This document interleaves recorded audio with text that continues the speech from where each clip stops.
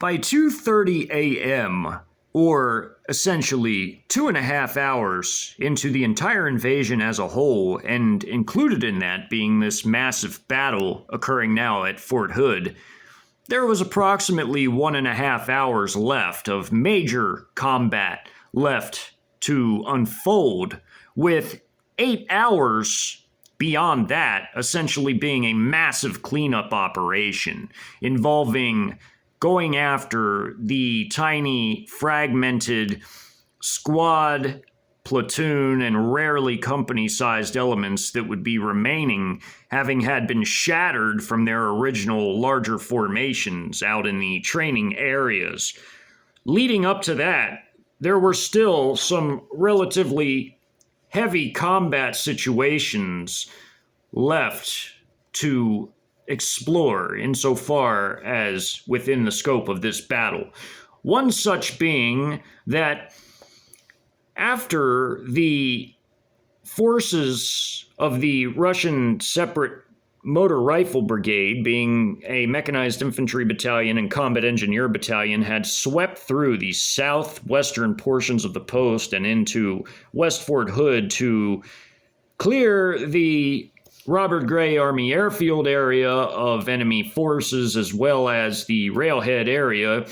in conjunction with Chinese forces from the 112th Combined Arms Brigade, including a combat engineer battalion and armored battalion with artillery support from their own artillery battalion within the 112th Combined Arms Brigade, firing their PLZ 05 155mm howitzers in support of them. They had mostly dealt with armed MP units as well as other units at the Army Airfield that were preparing to board flights to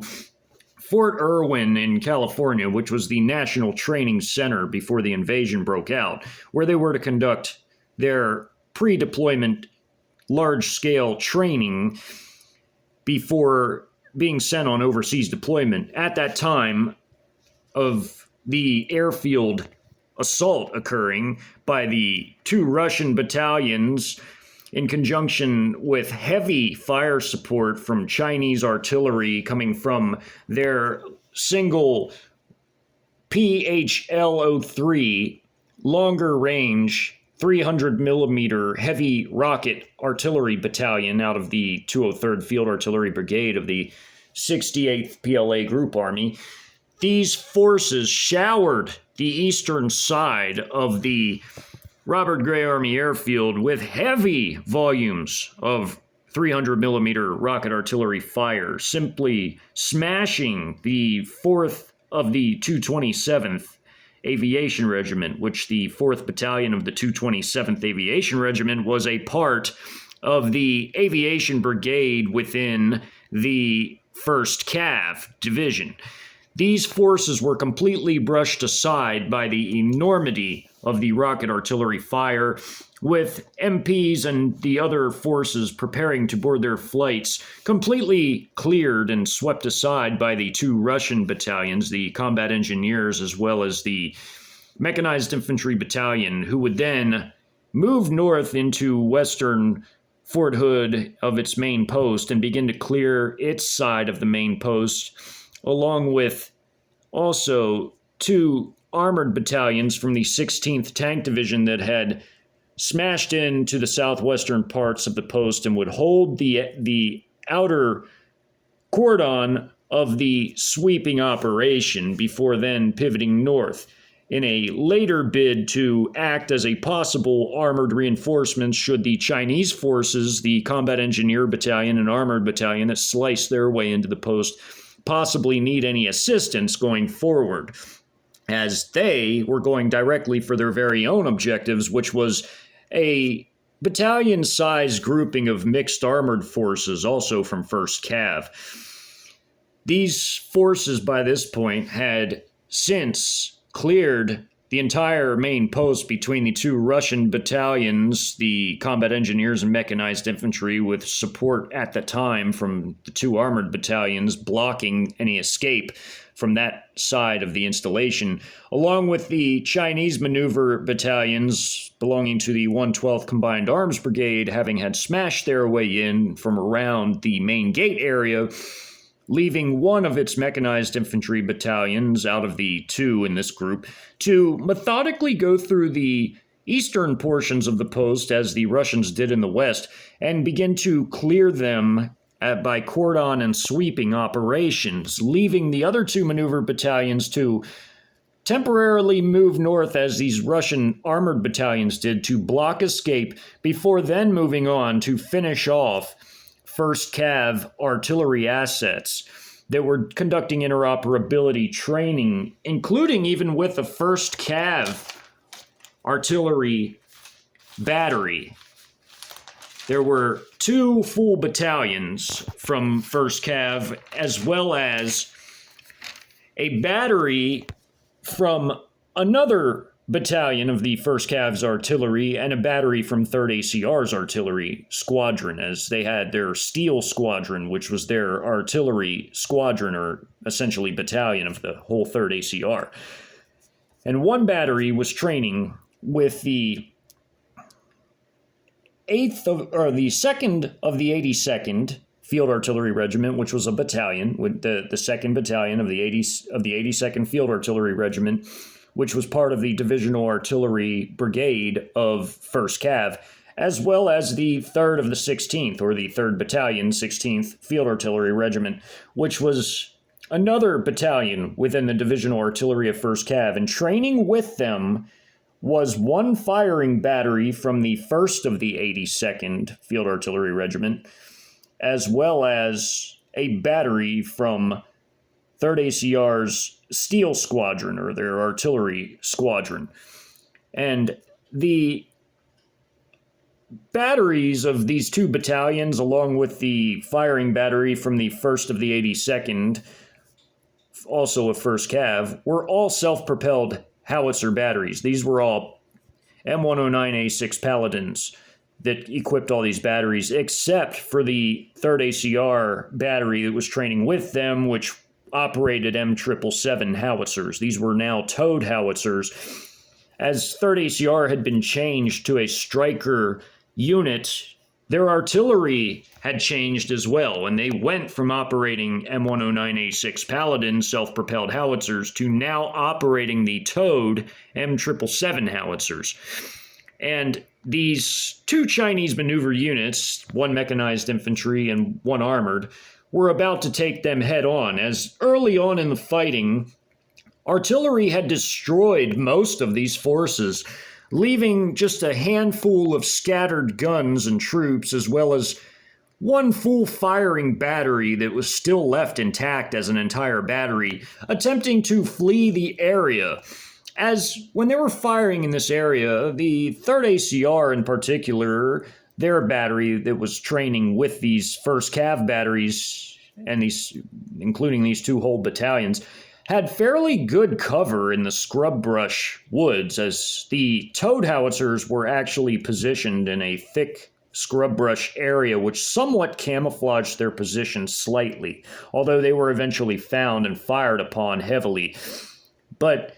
it wasn't they who began to flee the area. They were mostly destroyed. It was actually some self-propelled forces, equipped forces, that were fleeing the area, and they were to be intercepted and destroyed by these armored forces of the armored battalion, as well as the mechanized infantry forces supporting them in their attack. This was actually occurring at 2:30 a.m., or 2.5 hours into the overall entire battle, after having blocked the area to allow for the total clearing and capture of the main post before proceeding to clean up the mess that the counter battery fire from the 203rd Field Artillery Brigade had left behind, meaning whatever scattered remnants of these forces even remained 2.5 hours into the overall combat. They were to intercept them at this point and finish them off at 2:30 a.m. Occurring concurrently with that, simultaneously, another battle was actually occurring, this one in the northwest corner of the installation, or rather north central corner, as the mixed rifle companies or mechanized infantry elements from 1st Cav that were conducting interoperability training and training in infantry warfare activities mimicking real-life conditions. They were shelled heavily early on by the Russian 152 millimeter self-propelled guns of their artillery battalion, which was essentially their 2S-19-MSTA-S field artillery howitzers. And the 91st Brigade Engineering Battalion, beginning to take some of the heavy fire from the batteries comprising this battalion, opted to flee the installation, which ended up being a very wise decision indeed, as they would live to fight on again, but this time in another battle, as they, as well as the 4th Squadron of the 9th Cav, which was a Cav battalion, but it was called a squadron, as it was Cav. The 4th of the 9th of the 2nd Brigade of 1st Cav had fled, along with 2-3 ACR, 2nd Squadron, 3rd ACR, as well as 3 companies of mixed foot infantry forces conducting patrol training, foot patrols. They escaped as well, as did the 91st Brigade Engineering Battalion the moment the first shells began to land. Essentially, what occurred early on in the fighting was a battle against these mixed infantry forces of 1st Cav. This one in the far northwest corner was assaulted and destroyed by 2 mechanized infantry battalions, which it took them roughly an hour to completely sweep the area before moving on and setting up here. And an armored battalion and other mechanized infantry battalion, belonging also to the 15th Separate Motor Rifle Brigade, like these other 2 mechanized infantry battalions here, had engaged mixed mechanized forces here in terms of infantry forces, rifle companies, defeating and destroying them with the aid of heavy artillery fire before quickly advancing into the post deep, before surrounding the 20th Engineer Battalion of the 36th Engineer Brigade, an entirely different unit from 1st Cav. And they were surrounded, and they destroyed these combat engineers fairly quickly before advancing to the north, in conjunction with their mechanized infantry forces having had defeated this mixed mechanized infantry battalion-sized element of mixed companies from different parts of 1st Cav and their subordinate brigades within 1st Cav before they advanced here. This was after these units had already fled the scene. Now, ISR assets, Chinese and Russian both, had spotted this mixed battalion-sized element, which was actually different companies training together from different battalions, of armored forces that, upon having taken some of the shell fire, had already been practicing maneuvers in their vehicles as they were practicing large-scale armored combat drills. And they were conducting this between some of their different armored companies, just as the mechanized infantry companies were training together on infantry warfare tactics and such. This resulted, the shelling, in them beginning to flee the area. And as they were practicing, they actually had a recon force with them, an armored recon force, which was the C Troop, which was an armored reconnaissance company, basically, of the 1st Cav Division's 1st Brigade. So they were, before all of this occurred, and they were practicing their maneuver, combat training with tanks, armored forces, what they would do was they would send their C Troop ahead to recon an area as they were practicing their hypothetical war conditions, and then they would pull them back and then send ahead their heavier tank companies belonging to the 2nd of the 12th Cav Regiment, the 2nd of the 8th Cav Regiment, which the 2nd of the 12th had 2 tank companies within this force. The 2nd of the 8th had 1 tank company, and then there was C Troop. So in total, there were 4 companies comprising this battalion marker right here of mixed armored forces. And by the time they got here, as they were first moved fast out of the area, but then were right here before they ended up moving again, realizing that enemies had closed in upon them by 2:30. They had moved out of the way of the artillery, essentially. Artillery stopped firing on them because they wanted to have their maneuver elements intercept and destroy them, basically. So the artillery did not continue to fire at them as they were leaving the area. It was essentially setting them up to be intercepted by these other Russian battalions. So by the time these combat engineers were destroyed and these forces moved north, the armored and mechanized infantry battalion and these 2, having finished this grouping off, moved here, they now were essentially intercepting, they were interdicting this armored force and were about to destroy it in a very heavy battle. At this battle, there were, within this particular map segment, this being a 2 by 1.5 mile segment, 2 miles east to west, and 1.5 miles north to south. This is one segment of the larger battle, as there are more units of the Armored Battalion and Mechanized Infantry Battalion off-map that were moving into the area to interdict these forces, as well as 2 full Mechanized Infantry Battalions moving in from this way, but there's more off the map. As of course, 2 battalions are relatively big in terms of vehicle numbers and would fill up a fairly large area, as they would be, of course, spaced out. And this area here, being a 2 by 1.5 mile area, was the area within which much of the heavy fighting was occurring, as there were more forces that became sort of a wedge off-map, as there were forces off-map engaging these lead tanks here and here, as well as these forces here. And there were forces engaging them this way, as well as this way. Essentially, in other words, just as they had practiced before the invasion kicked off, as they would send C Troop forward to recon an area before pulling them back and allowing the heavier forces to conduct a mock attack on a simulated target,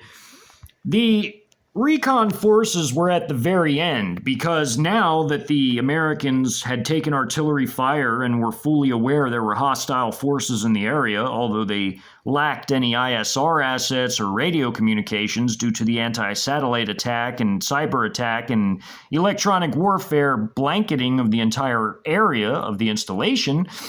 they maintained close vehicle columns in order to have a shortened line of verbal communications, with the turret gunners yelling at each other, relaying orders down the line, which caused them to sort of move in a slinkying effect and move relatively slowly. While it took them a relatively long time to get this organized to where they had their vehicles in actual columns, as when the fighting actually broke out and the first artillery shells came in, they fled rapidly, but they became disorganized as they fled the area. The Russian ISR assets could see this, and they backed off with the artillery, giving them time to organize into columns and try to flee deeper into the installation, thinking that there would be help from these other armed units training, which allowed for these maneuver units to come in and interdict them, outflank them, essentially. So as they reorganized, as they took time to reorganize, as the artillery fire spurred all the vehicles to sort of scatter, they ran to each other and tried to get organized again, which took a certain amount of time. It took roughly about an hour just to get reorganized. And then they began to move again, but they were moving slower now so that they could stay within communications range through verbal communications, as they moved into this area, that was when they were interdicted. After the combat engineers had been decisively surrounded and engaged and destroyed, as they were not fired at by artillery, and until the fighting reached them, they were left in the dark. They really didn't know what was going on, as they were deeper in the installation, and they could hear all the artillery fire, but it's Fort Hood. There's artillery training going on over here, with the artillery forces of 1st Cav having fired into the impact area, along with tanks firing into the impact area. There were training exercises occurring at the time of the invasion when it kicked off. So as far as these combat engineers knew, they didn't know what was going on until it was too late. And these battalions, one armored and one mechanized infantry, had spearheaded their way into the installation after engaging and destroying these mixed units with artillery support, and surrounded them and destroyed them quickly before they moved to conduct a wedge-like maneuver to block in these forces trying to flee from artillery fire that had initially began hitting their bivouac area or their campsite where they had set up for the night. As that was occurring and these vehicles began to move once again, close air support from the PLAAF had been called in by the Chinese in terms of their J-11 fighter jets and also their FH-97A wingman drones or fighter drones. These aircraft had fired their KD-88 air-to-ground medium-range missiles, which had a range of over 100 miles, and as well as dropping 2 laser-guided precision munitions on this group of vehicles right here. These were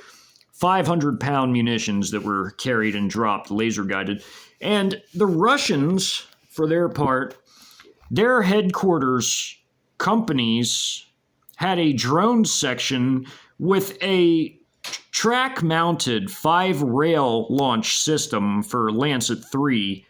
loitering munitions. They didn't have a 48 tube system like the Chinese had. They only had a 5-rail launch system, which these were on rails, on 5 rails, and could be fired 5 at a time. At the Russian company levels, or I'm sorry, at the battalion levels, their headquarters company of their battalions, whether it was an armored or a mechanized infantry battalion, essentially they're maneuver battalions, in other words. The company, the headquarters company of each maneuver battalion had one of these track-mounted rail systems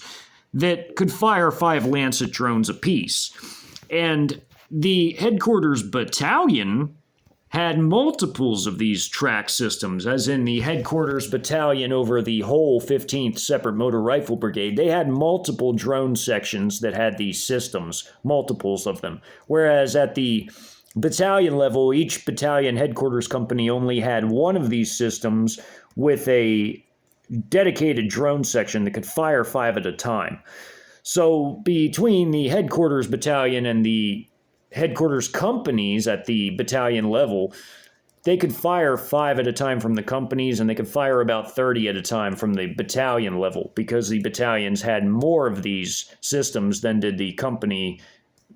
at the battalion level over the battalion, the headquarters forces. So at this battle, there were 5 Lancet 3s in the air at the initiation, at the showing of this map. By the time of this map, the actual battle was about 10 minutes in. This battle lasted some nearly 30 minutes in total. At the initiation of the battle, air support was called in from the Chinese, the J-11 squadron, which sent a pair of J-11s as well as their FH-97A drones, which essentially were linked to them and pretty much did everything that the human operator did. These were AI piloted, and they mimicked oftentimes, they learned from the human operators operating the J-11s that they were electronically paired with, and often mimicked what the human operator did with his J-11. So they fired their KD-88 medium-range air-to-ground missiles, TV seeker-guided missiles, at these columns of American vehicles that, again, had to stay in a column formation in order just to stay within relative communication distance with one another. And they were moving relatively slow. They were moving at approximately 10 miles an hour because they were trying to stay together and not get separated and disorganized, which would be a complete and utter catastrophe for this many main battle tanks and supporting vehicles to become clustered and scattered. Therefore, they stayed in a column formation in order to continue moving. That is a consequence of electronic warfare jamming, the cyber attack, and the lack of ISR assets for actionable intelligence and communication, and more. The anti-satellite strikes devastated GPS as well as satellite data transfers and communications networks for the U.S. military, and also did the electronic warfare with the redundant radio system. So therefore, they had to literally shout and relay orders up and down the groups of vehicles. It was essentially a disaster waiting to happen.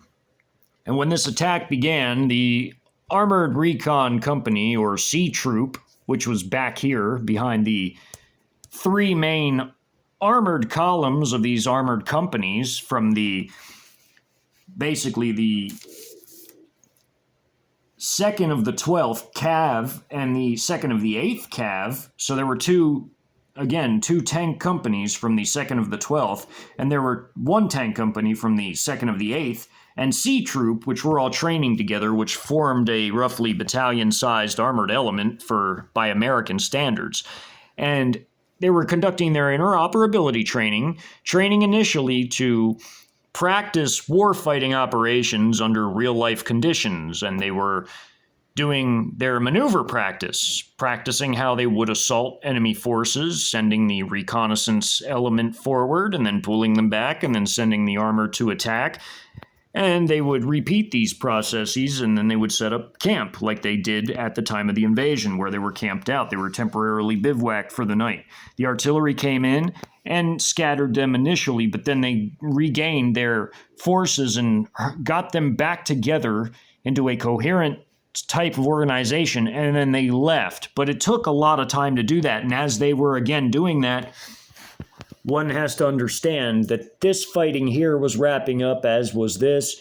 and these forces were able to maneuver to interdict them as they tried to get back into the post, deeper into the post, to come into contact with some of the other units that were training to see if they could get some help.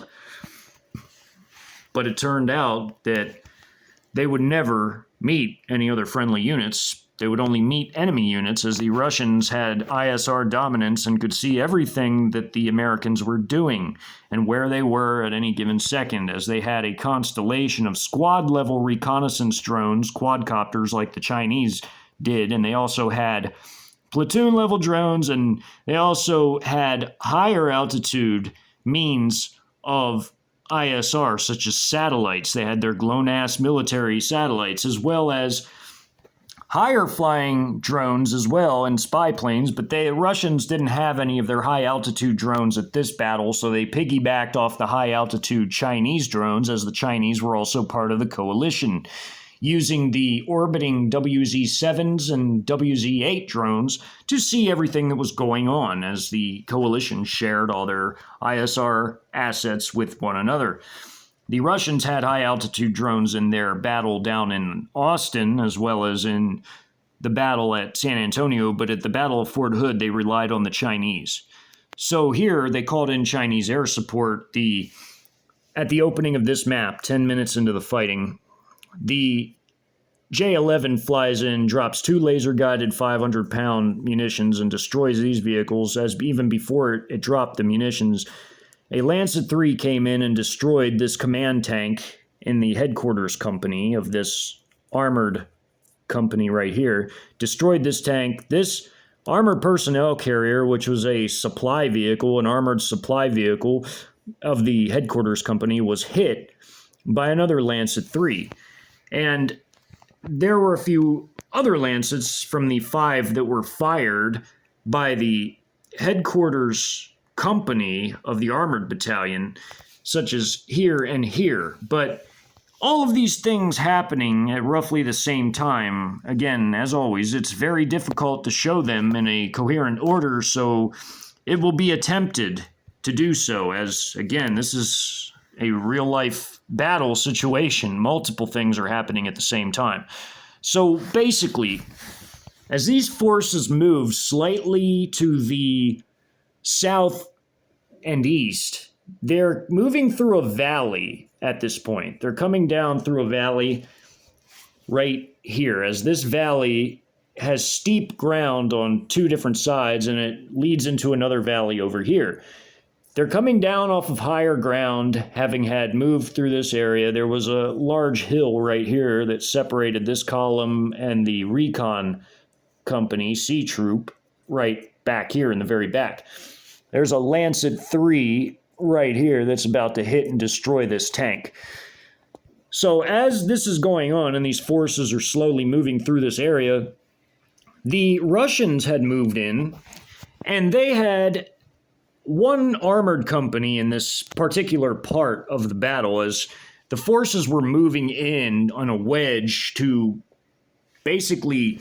seal in and interdict these forces moving through this valley here, through this area. And the two Russian mechanized infantry battalions had a company right in this area in particular, one leading company here, and more companies off map, of course. And out of this one mechanized infantry company, there is two platoons of vehicles that can be seen. One right here and then one right here, including a little bit of one right there.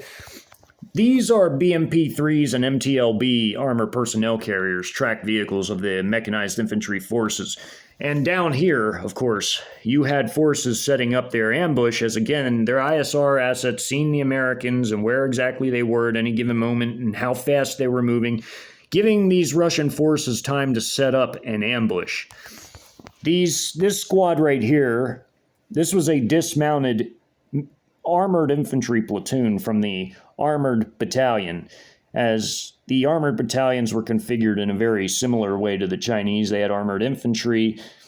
they had tank companies, they had armored infantry companies, and an anti-tank company with their BMT or the BMPT Terminator vehicles. They had widely dispersed their anti-tank company to give support to the tanks and armored infantry forces moving into the area, choosing to deploy their anti-tank company in a very spread out way. There's only one full platoon in this particular map segment that can be seen of the anti-tank company.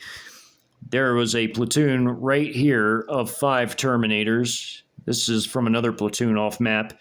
And these two are from another platoon off map that way. So there's 5 that are part of the platoon that's in this specific segment, with 3 other ones on the ends, 2 here and 1 there, that are part of different platoons, 2 other platoons of the anti-tank company. They, in particular, are very heavily armed, like the Chinese CN-506 vehicles, which are almost very, very similar in appearance to the Terminator, but have some very different features from the Terminator. But these are Russia's newest anti-tank vehicle, and these Terminators are very dangerous, very deadly, very destructive. They're armed with 4 Ataka AT missiles, which are the 9M120 missiles, and these are very capable anti-tank missiles. They have good range, they're very potent. They're a tandem-charged heat warhead and can destroy any tank on the battlefield. They have 2 30mm autocannons. They have an AGS-30 grenade launcher. Actually, they have 2 of them. I'm sorry. And they have 1 PKTM 7.62 by 54mm machine gun as a coax type of weapon. These Terminators are here to give direct support to the armor and armored infantry troops. There's 1 full tank battalion, or tank company out of the armored battalion pictured. There's 1 platoon moving in here, which splits its tanks up from this column there's a 5-tank group right here, one platoon, and one tank goes this way, one in the middle, one this way, and one this way, fanning out a little bit. By the time they reach this ledge, with the Terminator moving up, one staying here, one moving up on this higher ground here on this hill, with this BMP-3 and these MTLBs staying right here, and this BMP-3 and MTLBs staying here, having dismounted a platoon here with more mechanized or armored infantry off the map, off of this company that these two platoons are part of. All the headquarters platoons of these companies pictured, this armored mechanized infantry force, this company of them here, as well as the tank company pictured, and even the spaced out anti-tank company that has interspersed their forces between the tank and armored infantry forces on this map segment out of the larger battle. They're all off the map, all the headquarters companies. I mean, platoons of each company. And there's also another T-80 tank platoon of the same company. There's 3 full companies that you can see, the icons, the vehicle icons on this map, but one just off map that is moving up as these forces advance. By the time they're getting to here, they're already under heavy attack as the Russians had moved into place, fully realizing and anticipating that the Americans were headed down along this valley floor here, and they were able to get up on some of this higher ground and set up ambush points, including on the very top part of this particular hill right here, where this wedge formation of troops is. And they're armed with very capable anti-tank weapons like the Kornet systems, the Kornet ATGMs, as well as the Vampire RPGs, the RPG-29s. These are also very destructive and can rip tanks apart. These troops, with their anti-tank weapons, are essentially hunter-killer teams, and where these 2 little arrows are right here, that's this wedge formation folding out into a line formation as the wedge moved up. As these tanks moved up, these 5 tanks of this tank platoon moved up to this area to back up the armored infantry troops that were already in an ambush position. These are tank-killing troops right here with their anti-tank systems. There's one armored infantry squad right here that is not moving up, but is just staying here to provide fire over these troops that are in the prone position down here on the lower elevation. They're staying up here so they can fire over them and into the valley or onto this ground here, as this column is literally driving down and through this valley and up this gradually sloping higher ground to pass under where these troops are on the higher ground here. And there's a dismounted squad of armored infantry troops here moving up along with these tanks of this tank platoon to give them infantry support, as where these tanks are moving to, these tanks right here have some protection from the geographical features of the elevation, as where they pull up, literally only their turret is sticking up above this area, so they're literally able to fire shells about a football field's length into these tanks from the side as they roll by. So they're moving into place, but they're even shooting while they're moving at these American vehicles. So they're shooting from a ways away. They're shooting from almost a mile away until they roll up really close here. And by that time, this tank company right here has made it to here. They're already being completely destroyed by all of the Russian fire from these dismounted armored infantry troops of this one platoon right here,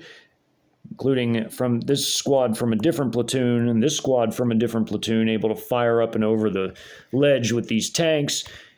With these tanks to guard their flanks, as they can shoot over here, they can shoot straight. But the Americans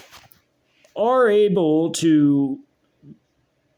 open fire on the Russians while they have a little bit of time to before they're completely destroyed. The Americans did make some of their hits count.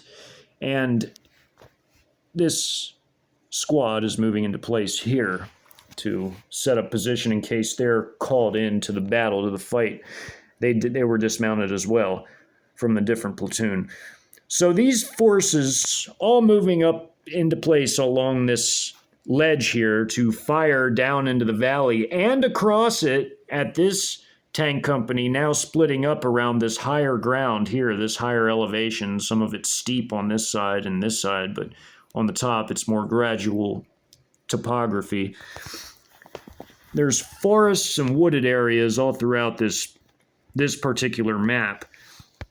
All of this brown shading is forest or scrub brush woods and mesquite trees and foliage, and as it is up here as well, where these troops have really good camouflage up and in the top of this particular hilltop, as well as these troops right here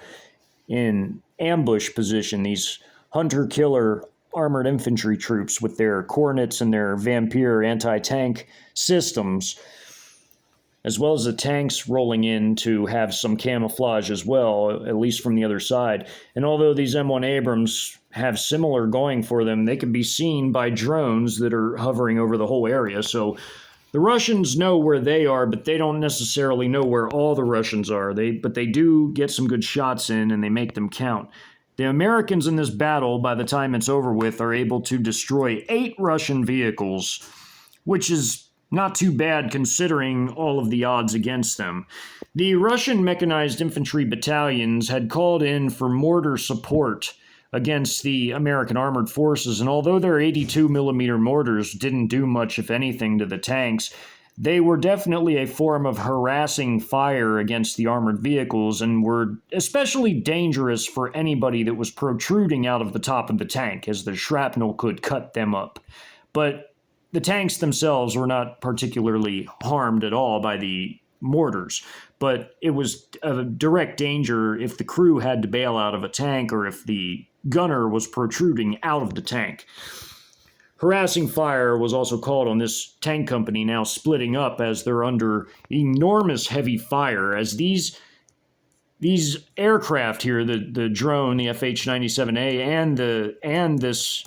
fighter, this J-11, they had already fired their KD-88 air-to-ground missiles at these forces here. At the same time, these loitering munitions were hitting these vehicles, as well as this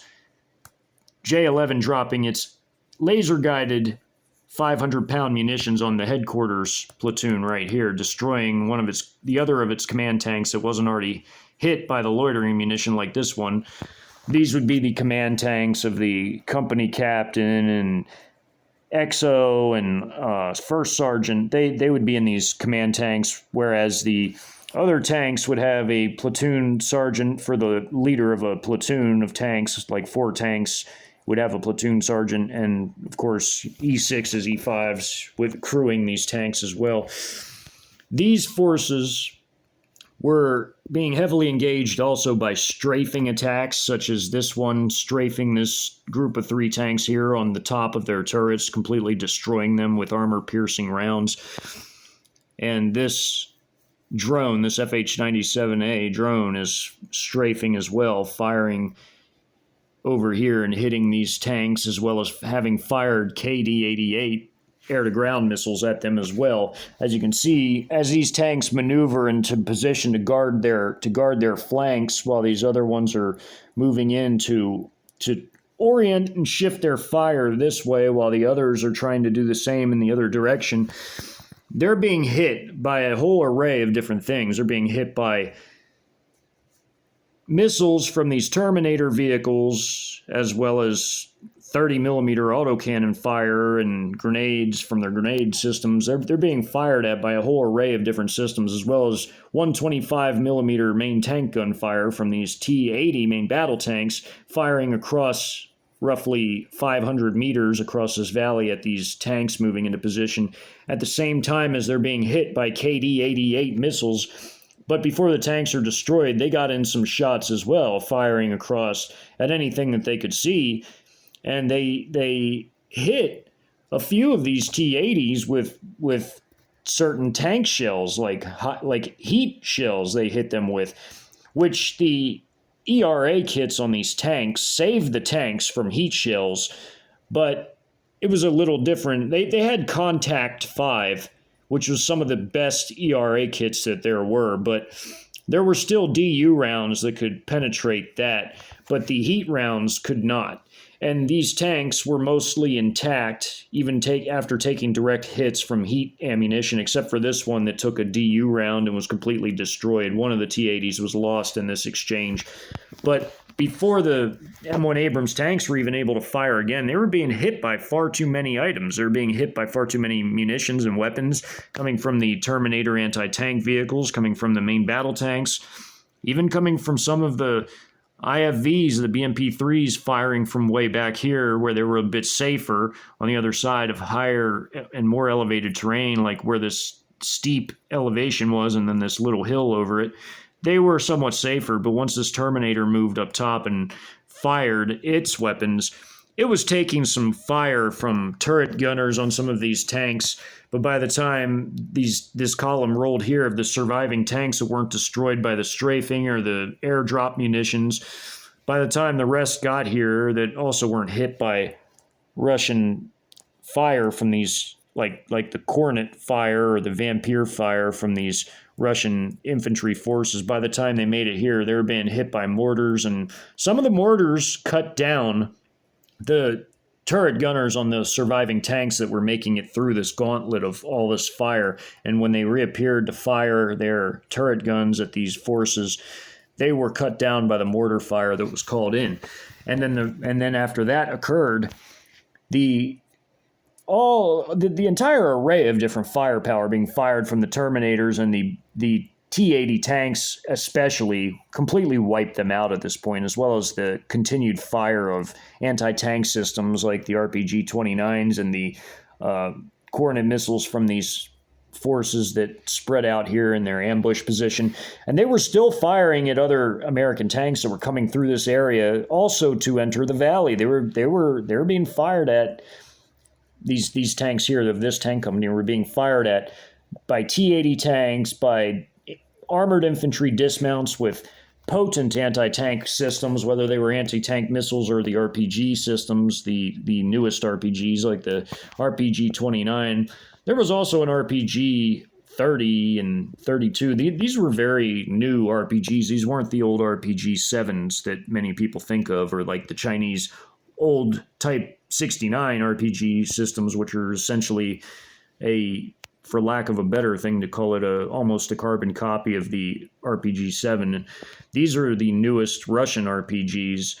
and were almost like having, they were similar to the Spanish Alcaton. It was like a bridge between a disposable or reloadable / disposable anti-tank system like an RPG, which was a rocket-based anti-tank system, or a recoilless shell system like an AT-4, which was just a one-shot and throwaway system. The Alcaton was like a bridge between that. It was a throwaway system, the Alcaton, but it was very powerful. It had the punch of an anti-tank missile, but it was guided by a very high-tech laser range-finding computer system, which could be removed from the tube and put on a new one, speaking of the Spanish-made system. Well, the RPG Vampire was sort of like that in some ways. It was a bridge between a lighter anti-tank weapon, but it had the punch of an anti-tank missile, like a pure anti-tank missile. So these RPG Vampires were very dangerous, very destructive, as well as the Kornets, which are known M1 Abrams killers, as they've been used in Yemen to destroy Saudi M1 Abrams tanks by the dozens. So these forces of this tank platoon of this same tank company on this map, by this point, had moved into place on this higher ground here and in this valley to block this valley, just as these forces were passing through this area, and they were being fired upon by the T-80s from this platoon, even as they were moving down this into this lower elevated area from this higher ground. They were being fired at from up here on this higher ground as they were on the move. And by the time they got into position here, they were hitting them on their sides as they rolled by, as the last tanks in the column were rolling by. And the first 4 tanks had already been destroyed by this point, as were these 2 in the middle right here, as they were being fired at by T-80s from over here. And they were being fired at in the back too, because again, the entire armored battalion stretched a good ways in a wedge. Like they could fire with ISR assets scouting the entire way. They could fire a good distance. I mean, these 125 millimeter tank guns on the T-80 tanks had a range of roughly just over 3 miles, so they were able to fire a fair distance at these forces as they progressed through the area. And the Americans, with their rifled tank guns on the M1 Abrams, their 120 millimeter guns, they could fire a good distance as well. But the problem was that they did not have any method for finding the enemy other than being able to fire at exactly only what they could see. And this was just what was going on in the southern part of this particular map segment of this larger battle. In the north, as this initial tank company, being one of the 2 tank companies of the 2nd 12 Cav, was beginning to split up and go around this higher terrain right here, as the forces to the south were completely mauling them with the air support coming from the Chinese J-11s and their drone counterparts, their fighter drone FH-97As that were 1 paired to each fighter. The strafing and precision bombing and missile attacks were eating away at these forces as they were leading this charge to get out of the area, although they were moving very slowly and were relatively easy to destroy as a result of such. And the tank columns did not make it very far, with this column not even making it fully into the valley by the time it was destroyed by these mechanized or armored infantry dismounts, which were mechanized infantry but belonged to the armored battalion, and the tanks that were paired with them firing at these forces as they moved into this area, also being hit on their flanks by this tank platoon here of this same tank company as these other tanks, and also by a Terminator vehicle from a different anti-tank platoon and also part of the anti-tank company that had forces here. This was part of a different platoon of that company, but it moved into position on this higher ground to continue firing at these forces as they moved through the area, and these forces fired down at them from up on this higher ground with their anti-tank weapons. Although these tanks with their coaxes and heavy machine guns fired into this wooded area, these guys were in the prone position. They were behind rocks and all kinds of jagged terrain features. They had really good cover and actually survived the machine gun fire, including the 50 cal fire that was fired at them. Some of it went over them or smacked the ground in front of them or hit some large rocks that they were behind at the time, and they had survived that. But as these forces got here, these guys kept popping up and firing at them and destroying them in conjunction with the tank fire, the Terminator fire, and of course the strafing attacks from the air, as this entire headquarters element right here was completely destroyed by KD-88 fire and strafing from the FH-97A and the J-11 fighter strafing this group right here, and also having fired KD-88 missiles, which completely eliminated a grouping of the headquarters troops and their vehicles. Some of them managed to escape with their lives, including going around these tanks here, but these tanks were hit and destroyed by tank fire, Cornet fire, RPG-29 fire being fired over at them, as well as from here and also from the Terminator firing their Ataka missiles, and all of this. These KD-88s destroyed these tanks along in conjunction with all the ground-based fire. I mean, these guys, by the time they get around here, they were completely cut down. They were cut down by small arms fire from across the way, firing at them, as well as also 30 millimeter fire from the twin 30 millimeter cannons on these Terminators, as well as turret machine gun fire from the T-80 tank gunners on the turret gunners, as well as fragmentation tank shells and more. And this tank tried to move into position, but it took fire from this way in front of it, as did the point tank taking fire, the lead tank here on this side of the column. As the column was trying to break apart, not just to go around this, but to fire against the different directions they were taking fire from, the tanks over here didn't have it much better, as the BMP-3s and the turret machine gun fire from the MTLB APCs were being fired between their advancing troops at these forces to support their advancing troops, and the advancing troops were dismounted to support them.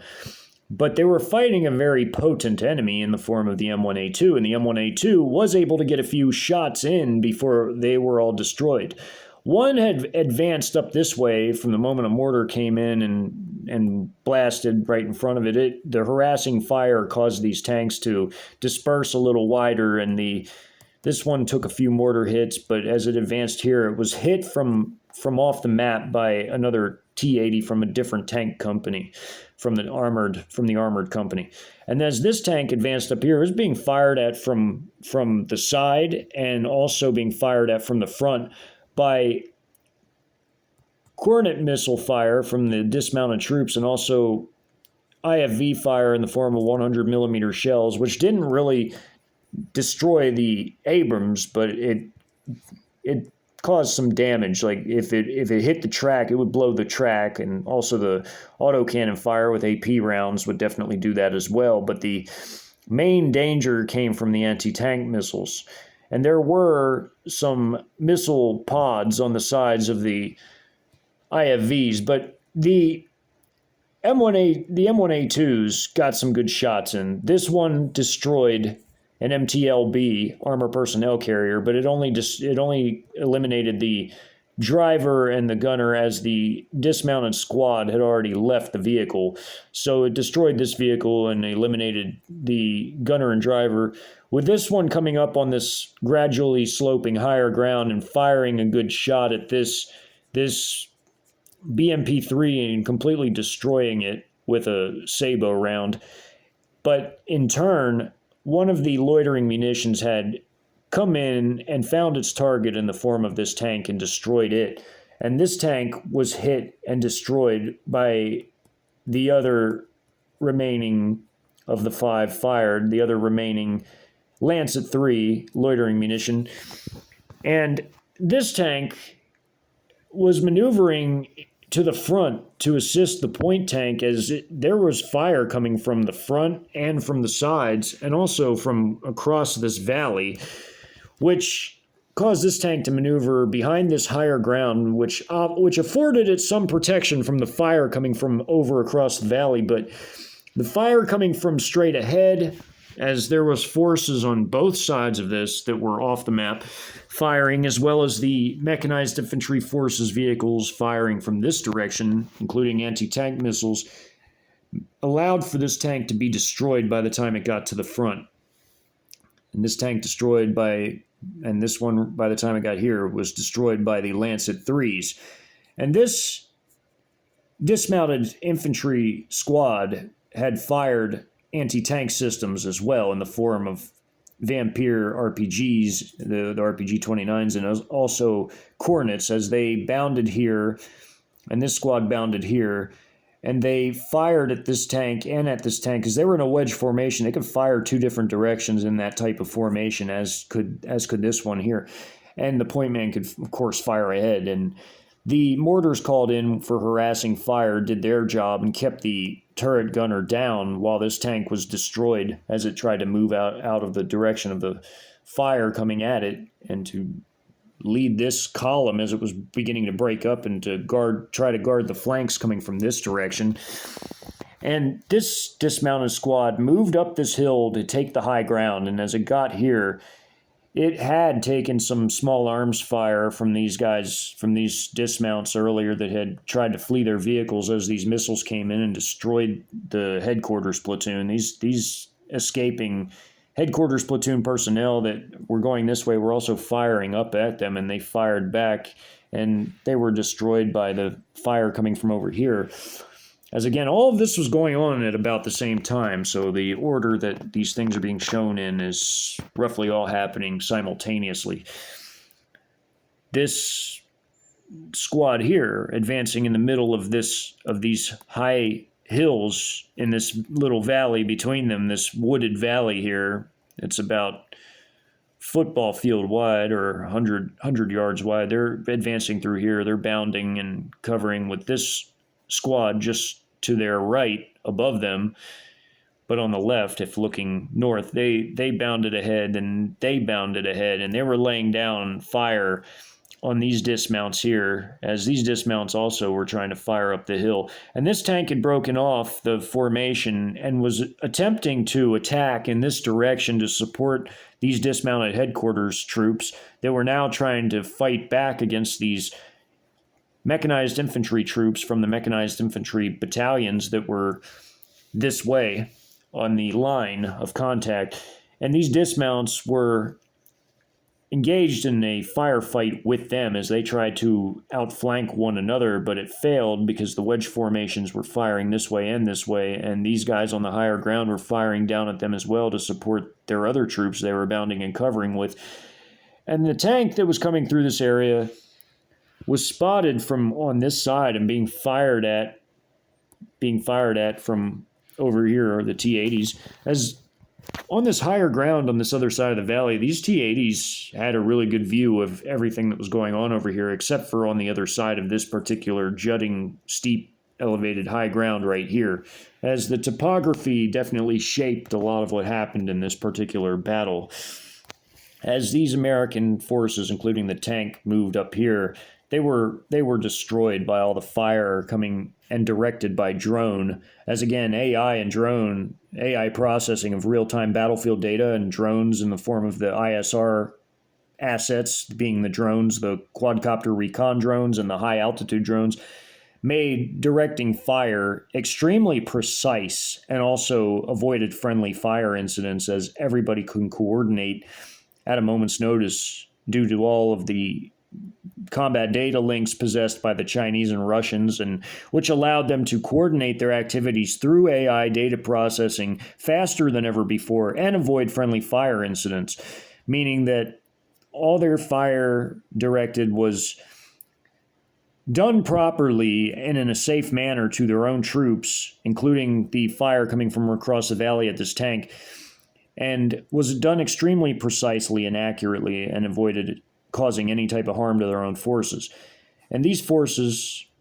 destroyed these headquarters troops. As they advanced up here, these forces were firing upon them. Also, these troops firing down at them as they advanced this way. So, as these guys moved into their positions here, these squads,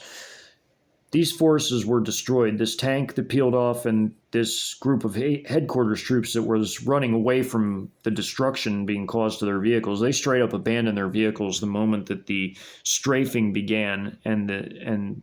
they had lost a tank that peeled off, one of their command tanks that peeled off, and it moved this way. And by the time the KD-88s hit this group of vehicles right here, some of the shrapnel impacted the side of this tank, which is why there's red here, but then it moved over here as it was taking fire from across the valley and was destroyed. And this one was destroyed by a missile, and this was destroyed by a missile. This KD-88 hit right here with the strafing attacks coming down upon them, hitting them and destroying all of this before these aircraft pulled up, which is why it stopped right about here. So as that was going on, these forces had been firing at them as well. As they bounded and covered tactically, they bounded first, lay down fire, then they bounded ahead, lay down fire, and then they bounded as they were engaging each other with these forces running out of the area, firing back at them. And the tank moving out of this area, but also taking fire from across the valley from the T-80s that had precise fire against this tank, and also these troops firing their small arms at these retreating headquarters troops. And as that was happening, these dismounted squads were taking the high ground. They went through this wooded area to get up on this high hill right here. They were bounding and covering tactically. They bounded first, stopped. They bounded next, stopped. and then they bounded and got to the very top of the hill. But by the time they reached the top of the hill, there was a lot of fire going on, and they were taking fire because by this time, C Troop, the recon company, the armored recon, they had lost a tank already in the opening of this map to and Lancet 3, but they were continuing to advance and were now taking fire from up on the hill from another dismounted squad of Russian troops that already got to this highest summit of this hill and was firing down into the valley at them as they were moving into the valley, and then proceeded to move up again after all this was going on, and they moved up again. And as that was occurring, they were being strafed at as these aircraft were coming in again and strafing in this direction, which is why there's red here, and they had lost a few vehicles, but they dismounted their headquarters troops and some of their recon troops as well from this group of vehicles. There were some Bradley IFVs as well as M113s and even a tank platoon out of this armored recon unit. And the recon troops were dismounted before the vehicles got shredded up by strafing fire, and they were hit by mortars as they were getting out of their vehicles. Mortars hit here. And as the vehicles broke into two prongs, one going up higher on the high ground and one group going this way, they now were taking heavy fire from across the valley, from the Russians across the valley, and from those who had taken the high ground, firing down at them and destroying them with anti-tank systems, while mortars impacted here and here.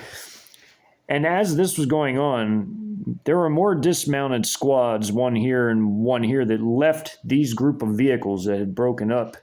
as they climbed out of the valley up this ledge where there was enough of an incline that they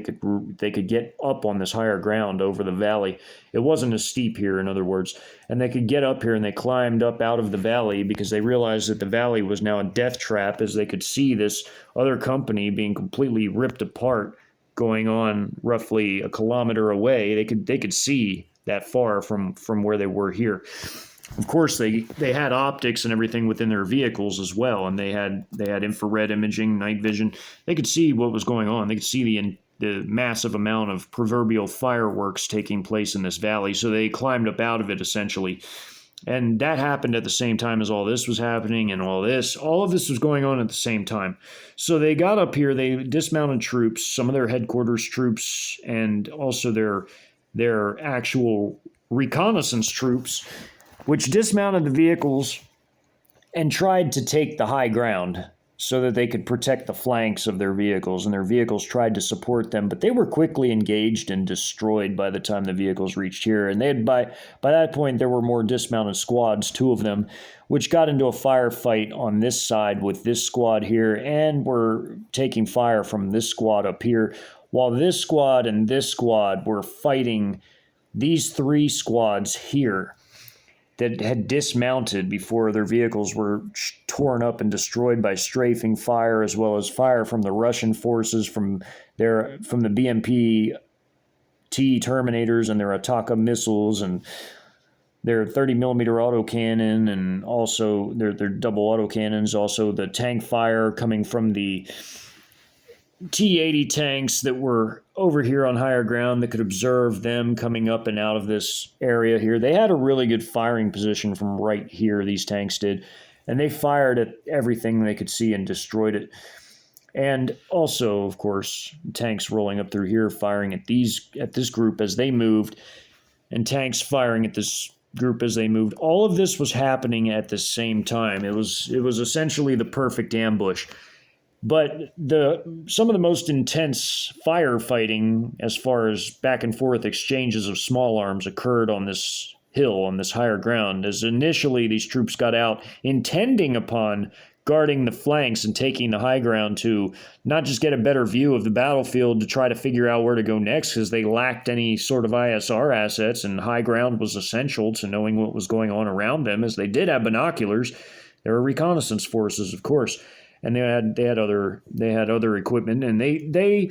basically wanted to get up on the high ground to observe and see if there was any safe direction in which to maneuver their forces to get out of this predicament, but they would never get the chance to do so as they had to fight over this hill with the dismounted Russian troops who were already on the high ground and were now fighting back against them. What occurred was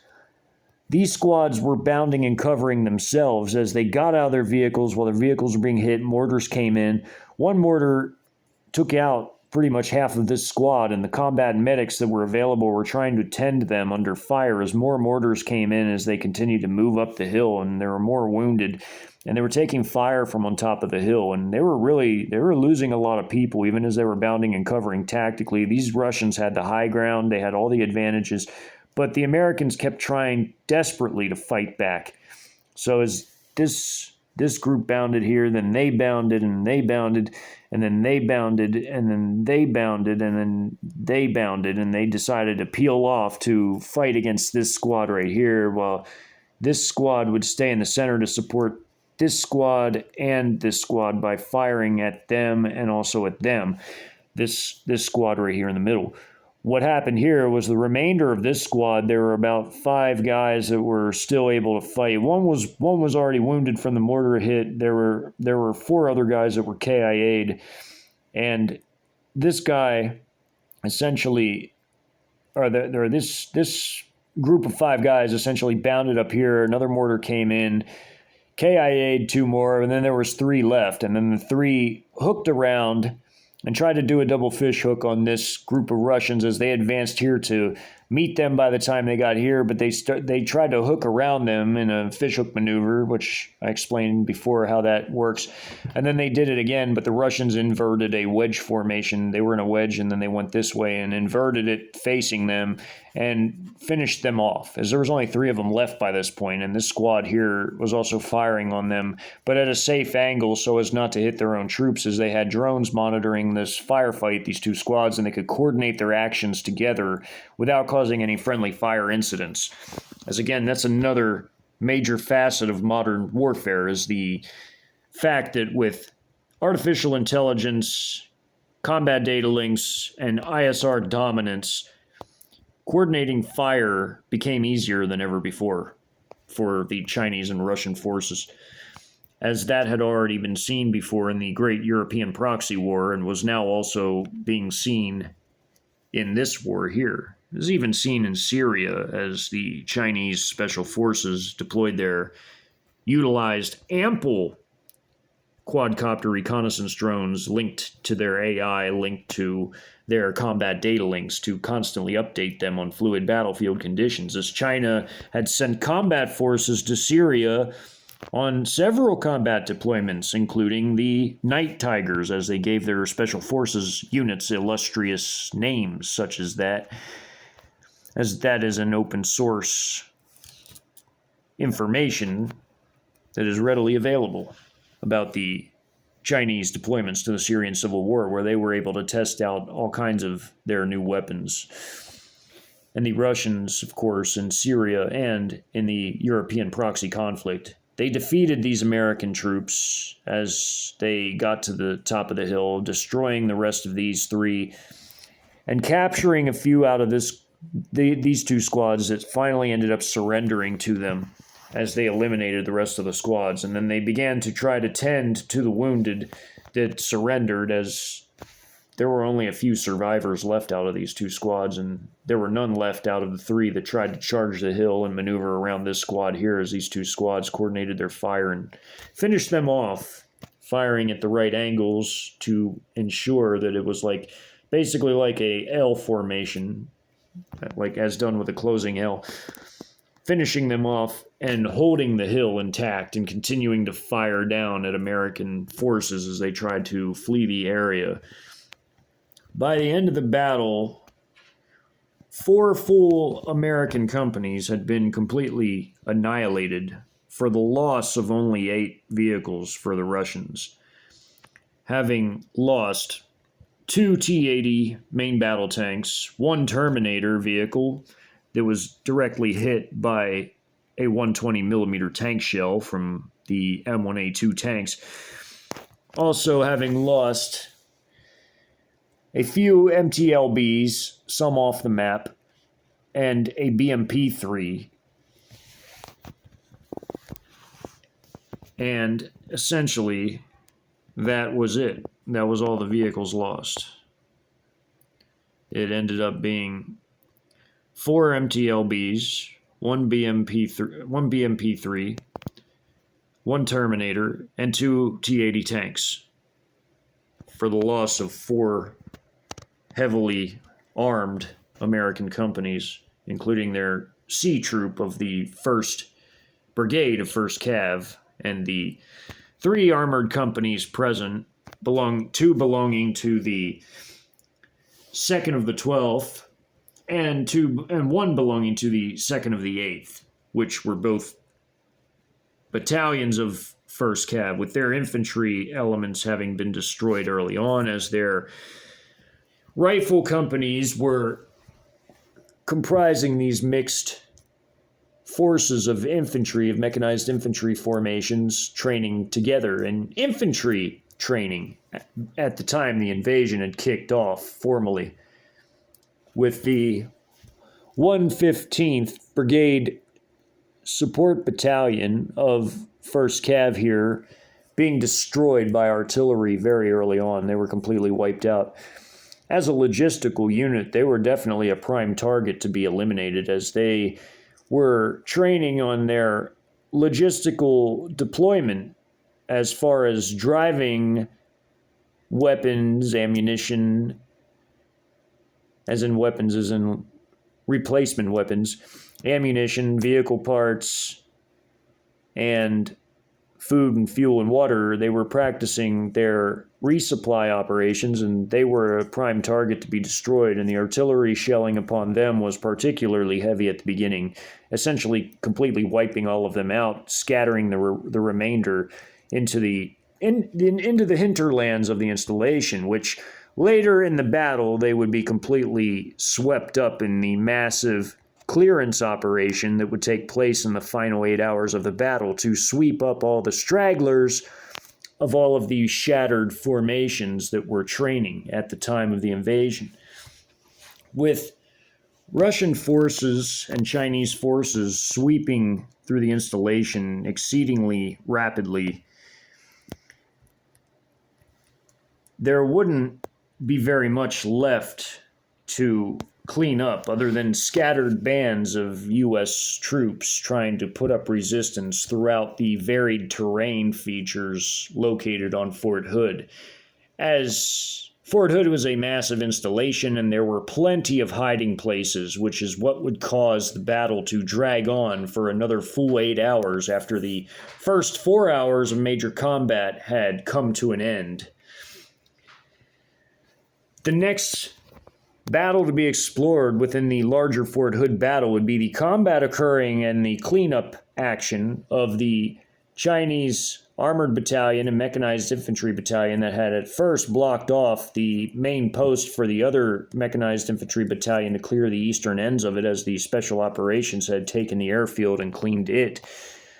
These 2 maneuver battalions, the armored and mechanized infantry, would clash with the remnants of these artillery forces, as mentioned earlier in this video, that were out conducting live fire artillery training, interoperability training, hitting the impact area in the middle of the post with live shells before the invasion had actually broken out, and they lost all their communications, all their GPS, all their military networks, satellite, every data transfers, everything. They lost all of it. And now we're completely in the dark, having had been earlier heavily hit by 122 millimeter rocket artillery from the 2 battalions belonging to the 203rd Field Artillery Brigade, consisting of PHL-81 truck-based 122 millimeter rocket systems, in addition to the 152 millimeter howitzer battalions, consisting of 2 of them in the brigade, and also 2 battalions of 155 millimeter towed PLL-01 howitzers, in addition to the 2 battalions of towed PLL-66 152 millimeter howitzers. So there was 2 of each, 2 152 and 155, and also the 2 PHL-81 rocket battalions. They heavily showered this entire area along Lake Belton with munitions, and destroying most of these forces, leaving only very few scattered field guns belonging to these former units, as well as one full intact battery and portions of another that were trying to flee the area, only then to be intercepted at 2:30 by the advancing two battalions, maneuver battalions, the Mechanized Infantry Battalion and Armored Battalion of the 112th Combined Arms Brigade of the 68th Group Army, which had come in through the main gate area initially, and now were to conduct mopping up operations by destroying the remnants of the artillery forces before moving in to provide any needed support to the Russian forces that were very soon about to engage the currently stagnant 1st of the 3rd Armored Cavalry Regiment, or the 1st Squadron of 3rd ACR, which was imminently about to be engaged, roughly by 2:40 a.m., this battle occurring at 2:30, just like this battle did, at the same exact time. The final battle would be a clash of arms between armored forces occurring essentially in the geographic middle of the installation, where there were tank forces, again, mixed armored forces that were training with live fire training directly into the impact zone with live ammunition, and were about to clash with Chinese armored forces in a fairly decent-sized armored battle. All to be explored in the following videos of this Fort Hood battle section of the larger South Central Invasion Sector, or Texas Sector, documentary series of the hypothetical invasion of America via fourth-generation warfare doctrines.